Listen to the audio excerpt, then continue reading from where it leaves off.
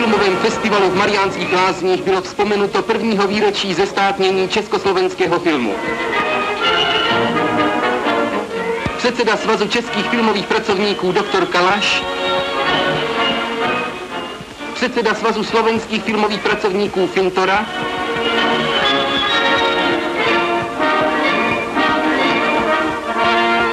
a ústřední ředitel Československé filmové společnosti inženýr Linhart podali přehled jednoroční práce.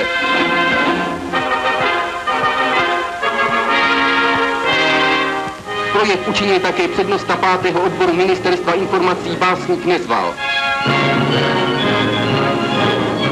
Ministr informací Václav Kopecký vyzdvihl úkoly zestátněného filmu v 2letém programu Gottwaldovy vlády.